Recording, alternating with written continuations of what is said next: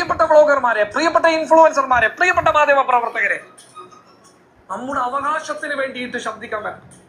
Medical കോളേജിന് കീഴിൽ വരുന്ന മെഡിക്കൽ കോളേജ് ആശുപത്രി, മെഡിക്കൽ കോളേജിനേക്കാൾ കൂടുതൽ കാസർകോട്ടുകാർക്ക് വേണ്ടത് മെഡിക്കൽ കോളേജിന് കീഴിലുള്ള ഈ ആശുപത്രി സംവിധാനമാണ്. ഖാദർ കരിപ്പൊടി പറഞ്ഞു വെക്കുന്ന ഈ വിഷയത്തോട് എനിക്കൊന്ന് പ്രതികരിക്കാനുണ്ട്. അതായത് ഖാദർ കരിപ്പൊടി നല്ല ഒരു വ്ളോഗറാണ്, ഒരുപാട് സോഷ്യൽ ഇൻഫ്ലുവൻസ് ചെയ്യുന്ന ആളാണ്.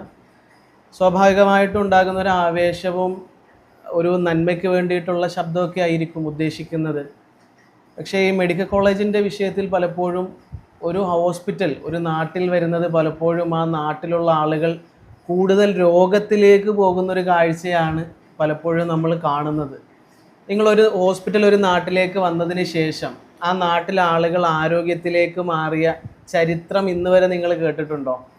എല്ലാ മരുന്നുകളും ഒഴിവാക്കി മരുന്നൊന്നും ഇല്ലാതെ ജീവിക്കാൻ ആളുകൾ പഠിച്ചു എന്ന് നിങ്ങൾ കേട്ടിട്ടുണ്ടോ? പിന്നെ മെഡിക്കൽ കോളേജ് വന്നാൽ ആർക്കാണ് ലാഭം? പലപ്പോഴും മരുന്ന് കുത്തകകൾക്കാണ് അതിൻ്റെ ലാഭം. നമുക്ക് ഫ്രീ ആണെങ്കിലും ഗവൺമെൻറ് എന്ത് ചെയ്യണം? മരുന്നുകളുടെ പേയ്മെൻറ്റ് ഡയറക്റ്റ് നമ്മളുടെ നികുതി പണത്തിൽ നിന്ന് എടുത്ത് പേയ്മെൻറ്റ് ചെയ്യണം. അപ്പോൾ പറഞ്ഞു വരുന്നത്, ഖാദർ കരിപ്പൊടി ഉന്നയിക്കുന്ന ഈ ഒരു ആവശ്യം എൻ്റെ അഭിപ്രായത്തിൽ അത്തരം ഒരു സാഹചര്യം കാസർഗോഡ് എന്നല്ല ഒരു നാട്ടിലും വേണ്ട എന്നുള്ളതാണ് എൻ്റെ അഭിപ്രായം കേട്ടോ.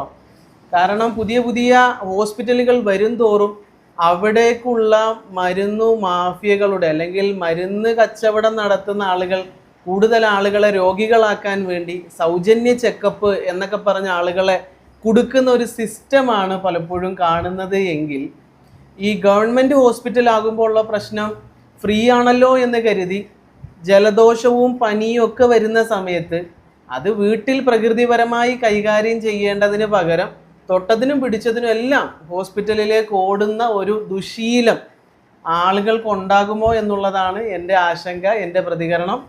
അതുകൊണ്ട് ഖാദർ കരിപ്പൊടിയുടെ ആവേശത്തെ ഞാൻ കെടുത്താൻ ശ്രമിക്കുകയല്ല, മറിച്ച് ഈ ഒരു ഭാഗം കൂടി ചിന്തിച്ചിട്ട് ആവശ്യമാണോ അല്ലയോ എന്ന് സ്വന്തം ഒന്ന് വിലയിരുത്തുക.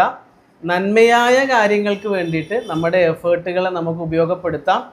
നമുക്ക് നാട്ടുകാരെ പഠിപ്പിക്കേണ്ടത് എന്താണ്? ഒരു മരുന്നും ഇല്ലാതെ അസുഖങ്ങളെ എങ്ങനെ കൈകാര്യം ചെയ്യാം, ഒരു ചികിത്സയും ഇല്ലാതെ എങ്ങനെ അസുഖം മാറുന്ന സിസ്റ്റമാണ് ശരീരത്തിലുള്ളത്. ഈ നന്മ പഠിക്കാനായിട്ട്, ഈ നന്മ പഠിപ്പിക്കാനായിട്ട് നമുക്ക് കൂടുതൽ എഫേർട്ട് എടുക്കാം. മരുന്ന് കഴിപ്പിക്കാൻ വേണ്ടിയിട്ടുള്ള ശ്രമങ്ങളിൽ നിന്നും നമുക്ക് പൂർണ്ണമായി ഒന്ന് ഒഴിവായിക്കൂടെ?